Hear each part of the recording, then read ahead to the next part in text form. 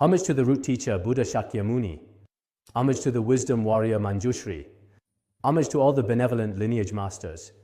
The supreme Dharma, infinitely profound and subtle, is rarely encountered, even in millions of kalpas. Now we are able to hear, study, and follow it. May we fully realize the Tathagata's true meaning. In order to liberate all sentient beings from samsara, please generate the supreme bodhicitta. Now let's continue our study of the words of my perfect teacher.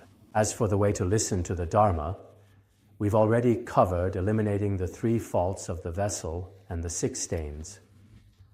Starting today, I'll explain the 5 faulty ways of retaining the teachings. There are 5 of them. Retaining the words, but not the meaning. Retaining the meaning, but not the words. Retaining without comprehension. Retaining in the wrong order. And retaining in a distorted way. Let's begin with the first. Retaining the words, but not the meaning. As mentioned before, in listening to the Dharma, the manner of listening matters a great deal. If our motivation and conduct aren't set right, not in accord with the Dharma, then however much we listen, the benefit we gain is slight. This is why some people listen to teachings often, yet see no clear effect, and the Dharma doesn't sink into their hearts. There are reasons for this, and it has to do with how they listen. As we have said, to receive Mahayana teachings in this life is no easy thing. It takes the merit gathered over millions of eons to have the conditions we have today. How then does such Dharma merge into our minds? It takes causes and conditions of many kinds, and these we must create for ourselves. If we lack this connection to the Dharma, the benefit we finally gain is meager. So the text sets out the 5 faulty ways of retaining the teachings. And as we study, we must examine ourselves closely to see whether these faults are present in us or not. If they are, we must begin to clear them away from now on. Otherwise, the teachings we hear will do little to transform our minds. The first faulty way is retaining the words but not the meaning. The word retain here means to uphold what one has heard. The point is this. If a person fixates only on holding on to beautiful, pleasing turns of phrase, without examining the deep meaning in detail, it's like a child picking wildflowers. Turning words over and over brings the mind no real gain. The text makes this clear. In our study, some people are drawn only to elegant, pleasing words, to rich vocabulary and fine style, to teachings full of classical idioms, scriptural quotations, and couplets. They're also taken with the pairing of words and with rhyme. When these are well done, they enjoy listening. This is especially so for those who write well themselves or have some education. They're dissatisfied with ordinary writing. When they read an article, or a sutra, or treatise, the first thing they check is whether the style is good, how the words are chosen, how the text is put together. Style is the first thing they look at, and if they find it wanting, they have little wish to read on because their taste runs so strongly to fine language. But this isn't a sound way to listen. If it continues, they may never examine the profound content the words carry. For us, what matters most is the meaning. However pleasing the words, on their own they accomplish little. After all, we aren't here to enjoy a song or to read something merely for how lovely it sounds. If the meaning isn't joined to our actual practice, then however beautiful the words, they help us little. We aren't here to train writers, nor to drill ourselves in literary craft. So, when we listen to the sutras, to dwell only on the words and the style is likewise unsound, for it leads us to overlook the deep meaning. We can see that some teachings of the great masters of the past are plain in their wording, yet what they convey points directly to the heart. Sutras, treatises, and pith instructions of this kind are many. If we fix on the words alone and never contemplate the deep meaning, it's like a child gathering flowers in a meadow. Why does the child gather them? With no real aim. This flower looks pretty, that one looks nice, and so it picks them at random with no precise purpose. In the same way, if we collect only the fine wording here, the pleasing quotation there, the verse that sounds wonderful, gathering them all because they please the ear, we never grasp their actual meaning and inner content. To take in the whole of the Buddha's teaching this way, never caring about the content, is unsound. People in literary circles are especially prone to this fault. There's another case too. In study and reflection, some who are keen on Buddhist logic, on poetics or rhetoric, slip easily into fixating on the wording. And if you keep fixating on the words, reciting them day after day, it may still do you no good. This includes some Buddhists today who recite sutras and treatises every day, yet don't penetrate the meaning at all, upholding only the words. Reciting sutras does carry some merit. Of course, if, say, you recite Amitabha's name each day, or recite the Diamond Sutra, there's surely merit in upholding the Diamond Sutra. But if you don't understand the meaning at all, then, as some masters say, the merit isn't great. As Master Hanshan put it in his song on wasting time in vain, reciting the sutras is easy, understanding them is hard. To recite with the mouth and not understand is all in vain. If we stress only the words and never attend to the meaning, the merit and the meaning alike come to little. So we must not regard the words too highly. In studying the sutras and treatises, many people should take note. Look first at whether the book's content is excellent. If it is, fine wording isn't essential. When Patrul Rinpoche composed the words of my perfect teacher, he said as much, that clever, ornate wording isn't necessarily where the lineage master's teaching lies. So he used plain, easy-to-understand language to convey the meaning of the scriptures. Some old Tibetan sayings make the same point. If ordinary, everyday language can carry the meaning of the sutras, what use is the most elegant style? In our own study, if we attend too much to the words, prizing the phrasing too highly, then the deep meaning will inevitably be neglected, and our minds may gain nothing from it. This applies as well to some academics who devote themselves solely to research and, in the process, often miss the deep meaning. For people today, it's hard to fully fathom the profound points of Buddhism, emptiness, or great compassion through words alone. So the study of Buddhism needs the guidance of a teacher. With that guidance, we can come to grasp the deep meaning ourselves. This isn't to say we grasp it through words and phrases alone. We must hold the right balance here. That's the first faulty way. The second is retaining the meaning, but not the words, which also calls for our attention. If one holds that all verbal structure is just empty talk with no real substance, and so makes light of the words while leaning only on the deep meaning, then words and meaning fall apart from each other. For without relying on the words, the deep meaning can't be reached at all. Some people believe that verbal structure has no real value, and that all meaning is realized through inner content alone. This is so, especially in Tibet today, where some practice-centered places put little stress on study and reflection, memorizing the sutras and treatises, studying and reflecting daily.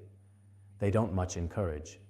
Some Chan centers in China likewise hold to no reliance on words, a special transmission outside the teachings, not founded on words, pointing directly to the mind, awakening to one's nature and becoming a Buddha. They promote this view that apart from genuine Chan, there's nothing to transmit outwardly, nothing to set down in words.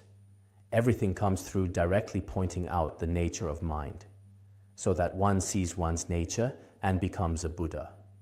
Many Chan masters teach in just this way, but in truth we must not fall to one side, must not go to an extreme. Why? Because Chan in fact has a rich body of texts. Its koans and teachings are many. And we can see that some Chan masters of the past awakened in reliance on scriptures such as the Lotus Sutra, the Shurangama Sutra, the Diamond Sutra, and the Heart Sutra. Cases like these in history are beyond counting. So to say that words are entirely mistaken is itself unsound. We must bear in mind, too, that to rely entirely on meaning and not on words is also wrong. Many Tibetan practitioners often say, the old man of meaning must lean on the walking stick of words. Without that stick, the old man can't take a step. In the same way, any meaning depends on words for its expression. Without words, there's no way to express it. Of course, there are rare exceptions. Vimalamitra of old, or a few Chan masters who awakened through symbolic indication. But let's ask honestly, are all of us here exactly like the sixth patriarch? Probably not. Many people want to be the sixth patriarch, unwilling to study and reflect, unwilling to undergo years of hardship in practice, wanting only to read a single sutra or hear one line of Chan and awaken on the spot. That's rather difficult. Just look at your own mind from morning to night. How many afflictions arise in it? How many impure thoughts? And how many pure ones? Without practicing step by step, to fancy ourselves of sharp faculties is mere self-deception. For this reason, we must rely on words in order to penetrate the Dharma. To realize the meaning of emptiness with no recourse to words is also hard. As Nagarjuna says in the root verses on the middle way, without relying on the conventional, the ultimate is not attained. Without attaining the ultimate, nirvana is not reached. Emptiness, the ultimate truth, is reached by way of conventional designation. Without relying on conventional terms, we have no way to reach nirvana or to understand the deep meaning of emptiness. So in our listening, reflection, and meditation, especially in studying the words of my perfect teacher, we must first rely on the words.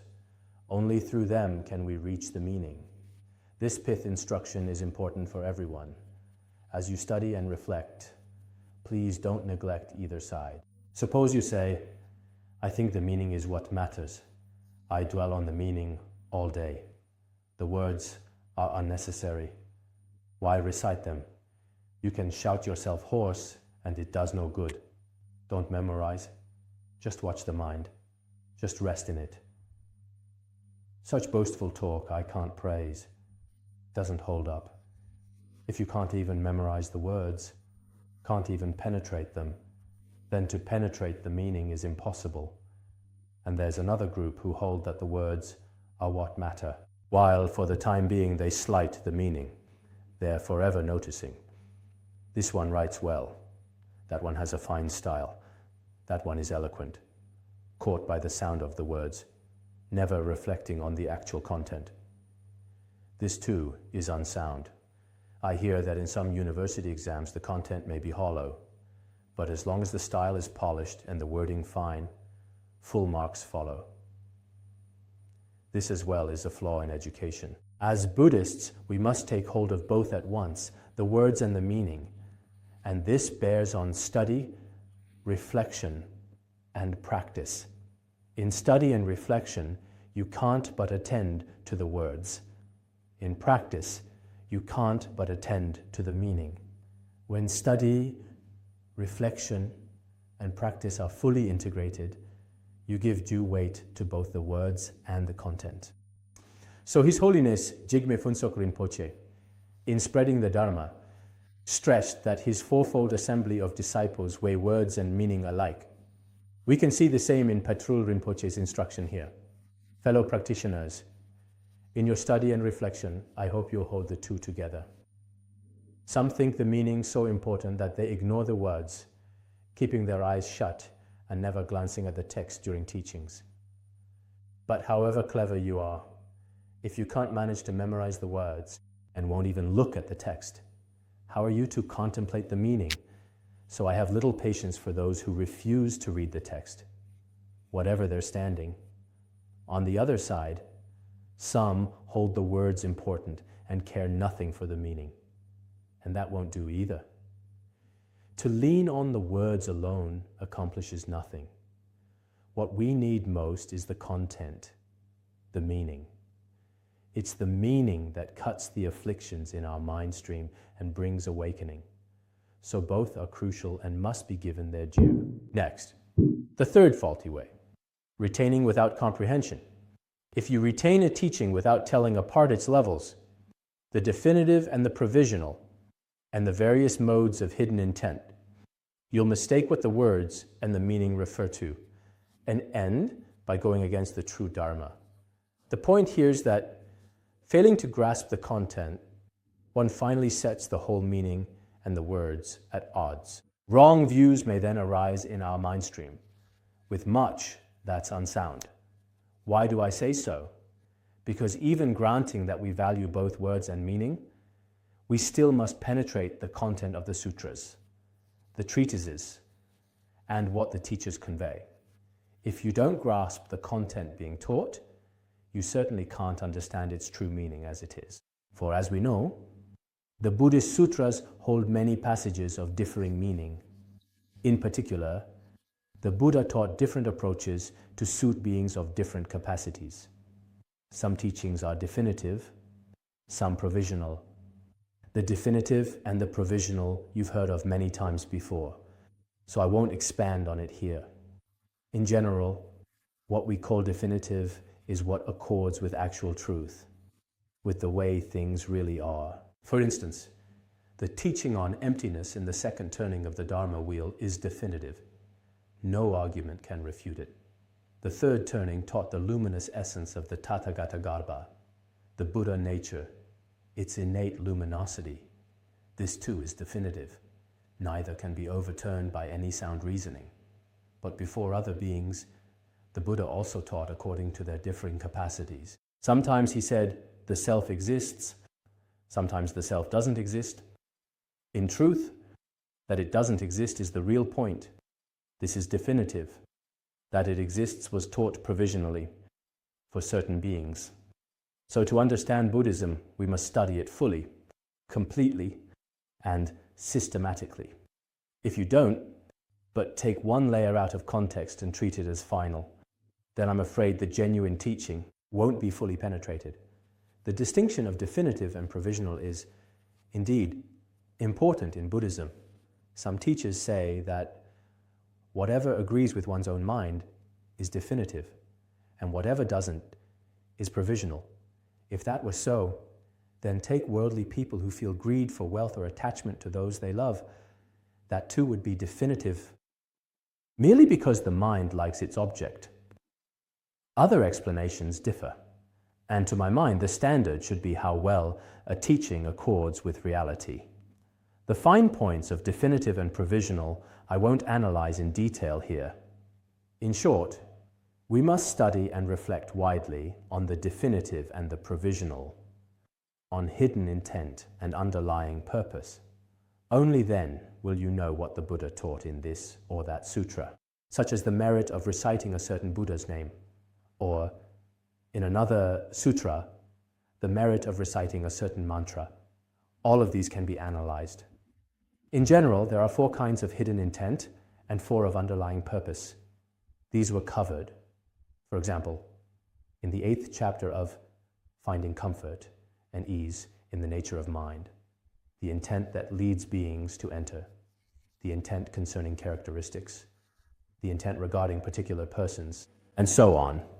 When you analyze these one by one, you see how many distinctions the sutras in fact draw. It's not as we might imagine, that whatever the Buddha said is to be taken as the most definitive simply because he said it. It's not so. This, of course, you can only sort out after long study and reflection. Having studied the Sword of Wisdom for thoroughly ascertaining reality, many people should have gained some sense of this. A full understanding of Buddhism is therefore important. Some lay disciples and Dharma teachers today understand only the literal sense, but can't always tell whether the meaning is definitive or provisional. In that case, whether you teach or simply try to understand in daily life, you may read the sutras at face value. As the ancient masters often said, to stray a single word from the sutras is to speak as Mara. To read the scriptures at face value wrongs the Buddhas of the 3 times.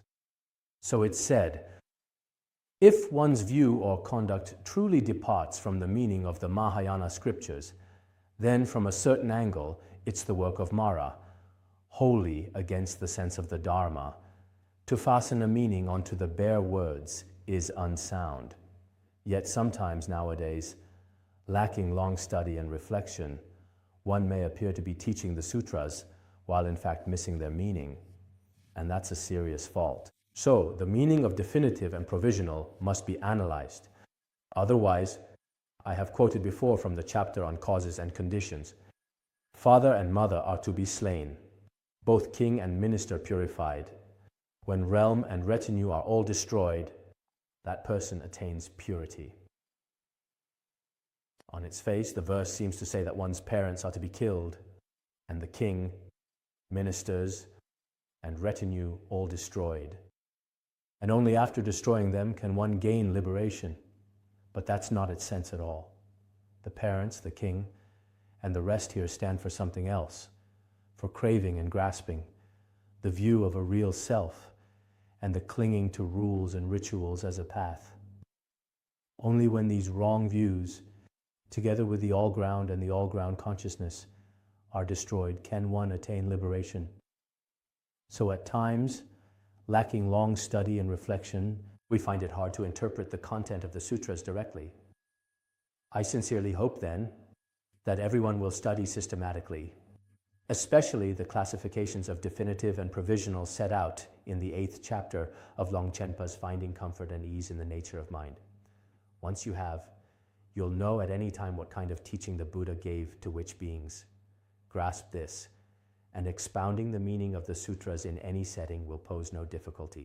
So the text says, if we don't understand the principle of definitive and provisional and explain or interpret as we please, the result is misunderstanding.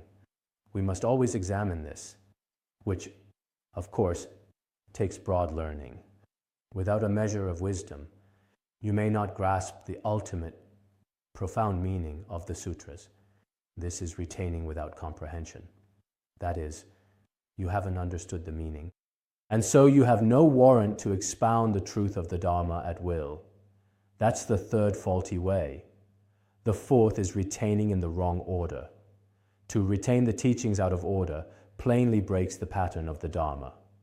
And then listening, teaching, and practice all run into contradiction at every turn. Once we have jumbled the proper sequence, we fall into confusion with the teaching. The Buddha's teachings come, by their nature, in stages for higher, middling, and lesser capacities, just like worldly schooling with its primary school, middle school, and university. The courses are layered one upon the next. It's not that in the first year of primary school you must study 3rd year university material. That's not how it works. Ordinary worldly education, 2, proceeds in stages. Once the earlier study is finished, you're qualified to move up to the next level. The Buddha's education is exactly the same. Whether you study the Sutrayana or the Vajrayana, Tibetan or Chinese Buddhism, there should be a graded sequence. But some people, never having fully penetrated the teachings before, don't really see that Buddhism has levels to its content. They suppose all of Buddhism is one single thing and want to try the deepest part first, thinking that going straight to the highest is the most excellent course. Nowadays in particular, many who study the Vajrayana find the preliminary practices a little wearisome. To study and reflect through them systematically might take a long time, and to do the 500,000 preliminaries, what a hard task. I'll skip this and listen straight to the highest, most marvelous teaching, the great perfection. They're unwilling to study step by step. Through one connection or another, they obtain an empowerment from some teacher, receive the highest blessing, and hope to awaken at once. But this is difficult. It's like building on ice. Without a firm foundation laid first, the higher states can hardly appear. As Aryadeva said in the lamp that integrates the practices, the Buddha taught these skillful means as the gradual rungs of a ladder. The skillful methods the Buddha set forth are like the rungs of a ladder, ascending step by step in order. You don't reach the top floor in a single bound. So we must follow this sequence. First the preliminaries, then the main practice, and afterward the concluding dedication. But a few people are otherwise. Among the lay practitioners I know, some are excellent. They study, reflect, and practice systematically in daily life, and then go on to receive the Vajrayana. Others aren't like this. They have no taste for the long, systematic study we keep up. They reckon themselves of sharp faculties, and in talking to others, they reach for lofty terms. From the Platform Sutra of the Sixth Patriarch, the Shurangama Sutra, or here and there in the Vajrayana, phrases such as, all is non-dual, luminous emptiness, self-aware natural clarity, and the like. Such words leave them feeling pleased, for then there's no need of austerities, no need of full prostrations, day by day. Even in conversation they say, have you received the 4 empowerments? I mean to take up the transmission of this lineage and that. I'll practice tamo, inner heat meditation, and awaken at once. Every time they speak from some lofty height. They may feel pleased with themselves, but their actual capacity is likely ordinary. Some merely take themselves to be of high capacity, when in fact the basic principles of Buddhism, how rare a human birth is, the inconceivable blessing of taking refuge in the 3 jewels, the rise of uncommon faith, have perhaps never once stirred in their minds. Can such states then come crowding into your mind stream for no cause at all? That, I think, is difficult. So nowadays, once people get the sequence wrong, a whole life of practice can be thrown into disorder, and success becomes impossible. One may suppose oneself right, but it's not sound, just as in worldly education. The same holds true. If you're of truly sharp faculties, you may skip primary school, skip middle school, and study straight from university texts. But such a person must be exceptional. If an ordinary person, lacking that gift, says, I won't attend primary or middle school, yet I'll study university courses, and every day lectures on university material, what would the other students make of it? In this degenerate age, a few teachers do stress.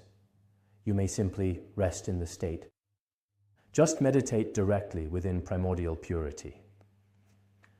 Meditating so is fine, of course.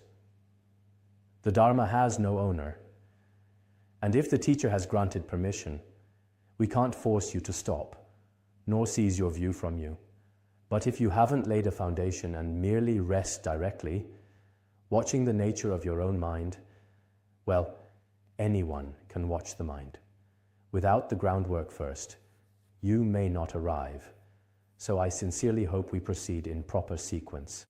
We're now placing special stress on the preliminaries, and this time I hope everyone will practice them, save the rare few of sharp faculties. After a while, our Dharma teachers here should look into whether anyone truly doesn't need them. If someone does, you had best come to me first for a test. I'll simply test you, on your realization or otherwise, though I myself have no realization. I do understand a little of both the Vajrayana and Chan. If someone truly has no need of the preliminaries, I'll sign for it, confirm in writing that this person need not practice them, and I'll even sit and receive teachings from them.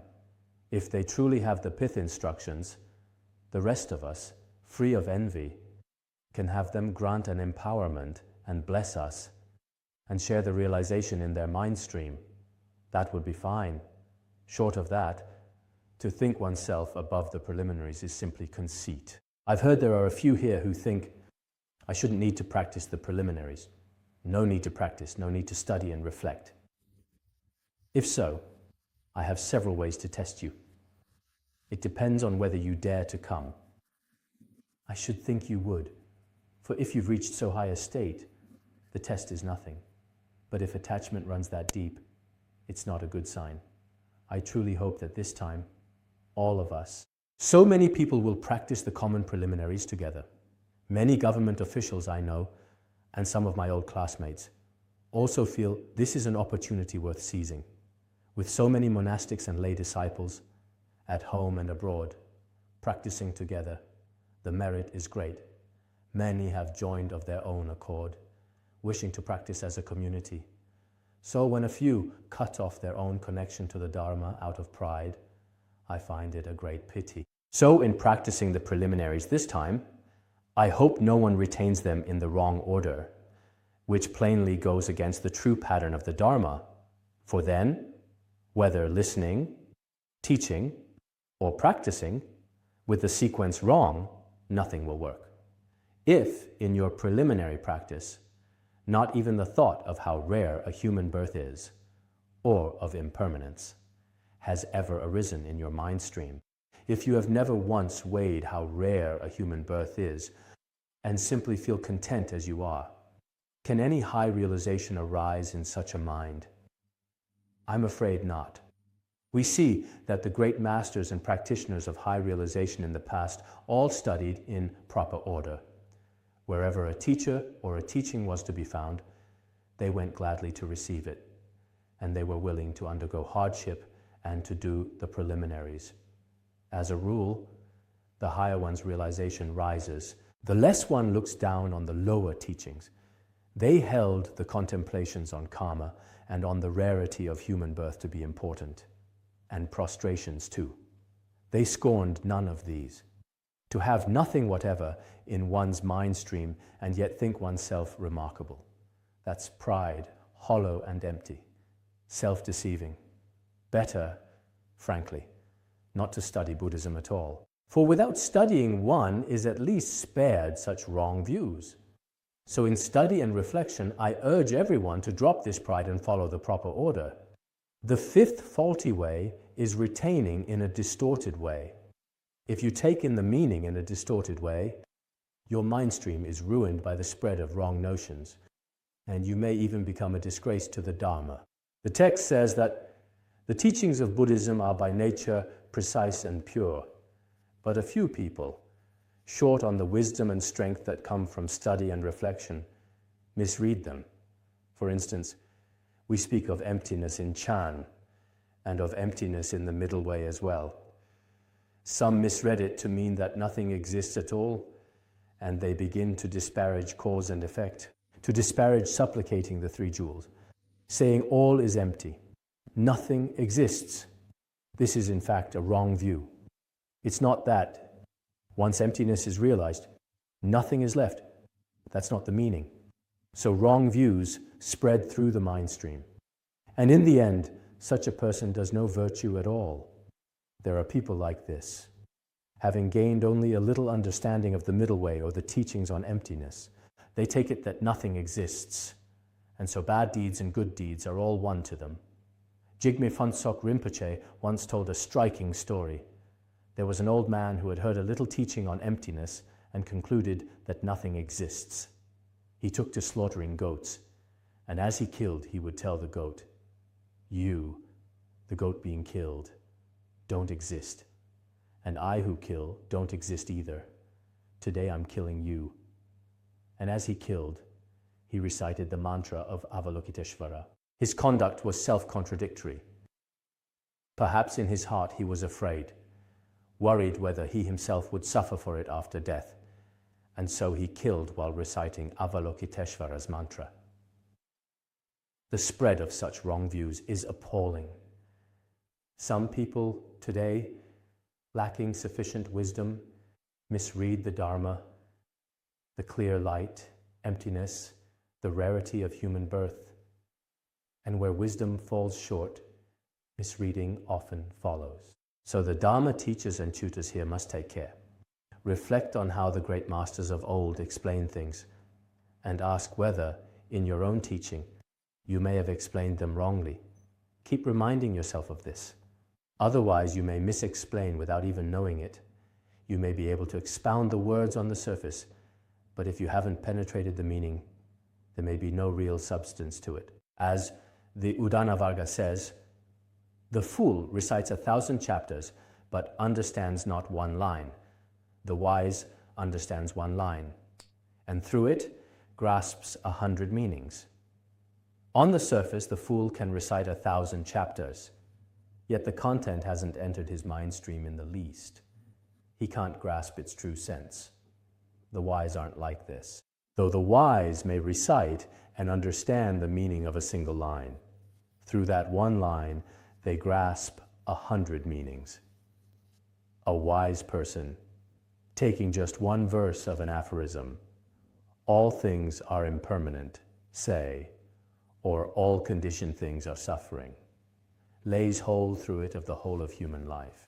The difference between the wise and the fool doesn't lie in a gift for talk, nor necessarily in great contributions to society.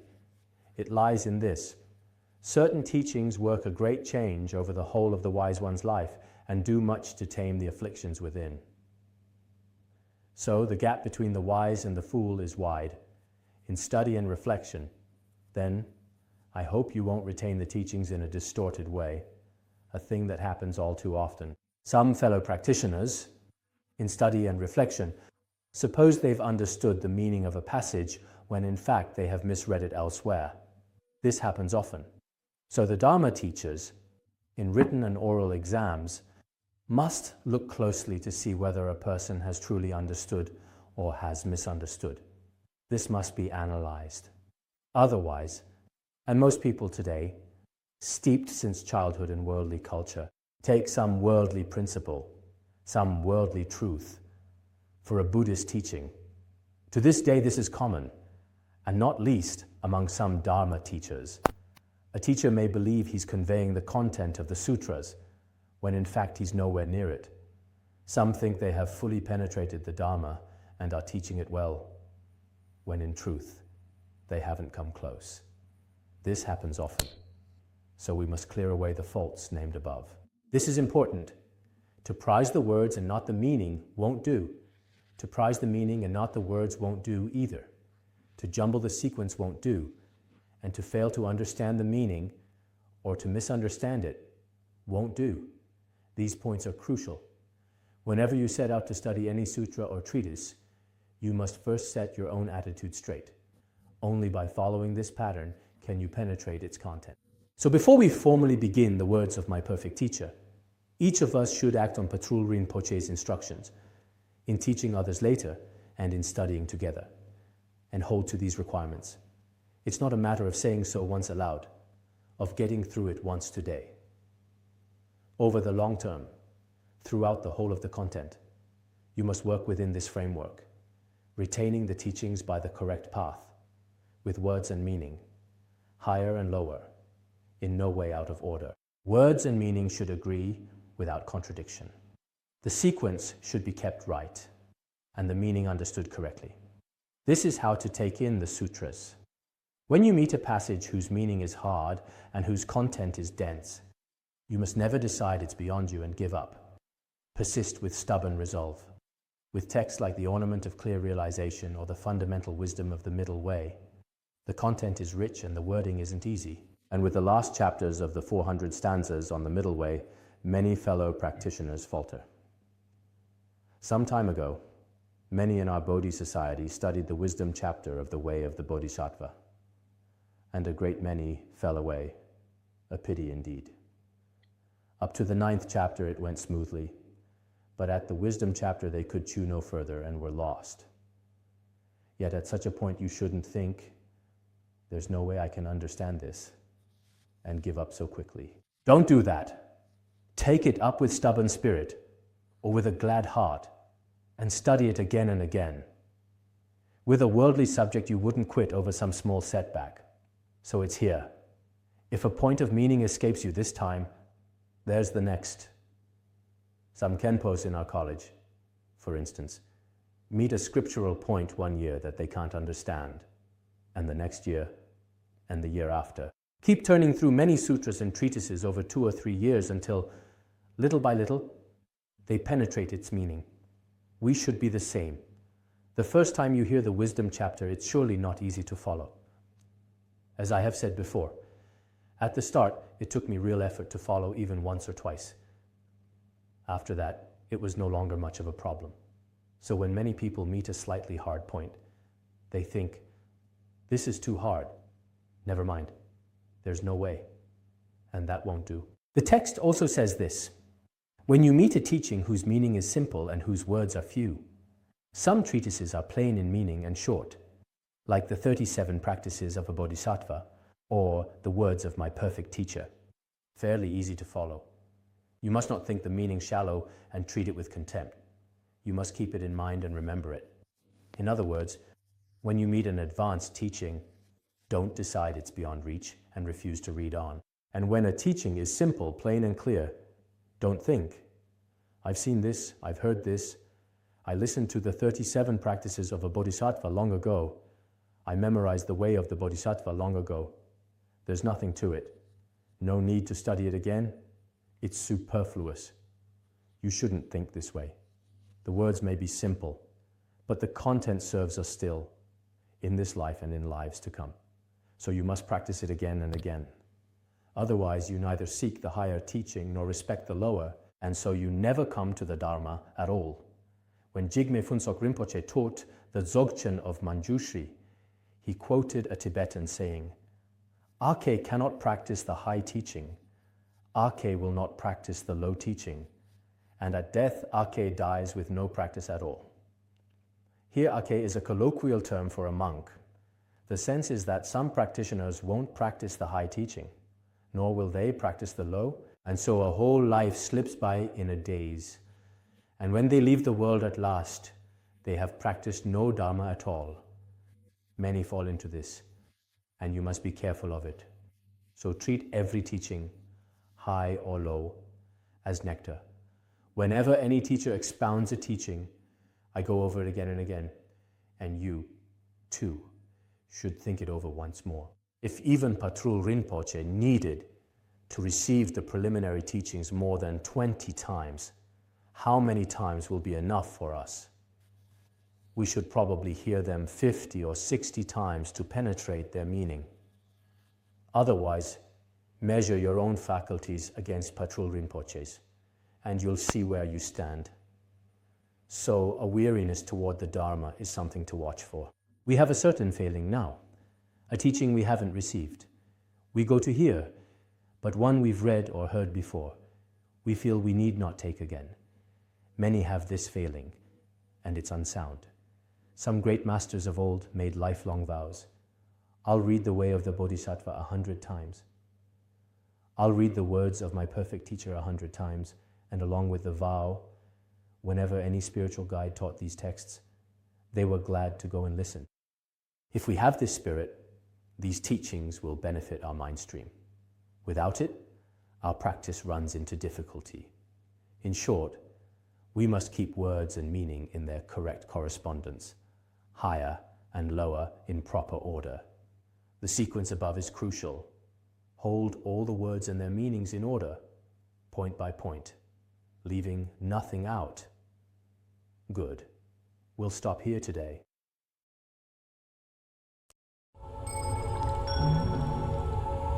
Sonandai Tamsa Kobaya Tonani Jama Basi Jirgana Jirano Chupai Jupun Sonen Droa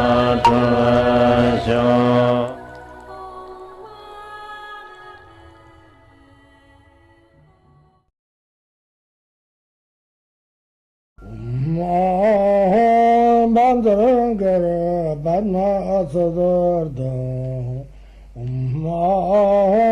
Bandara Badma Asadar Bandara Badma Asadar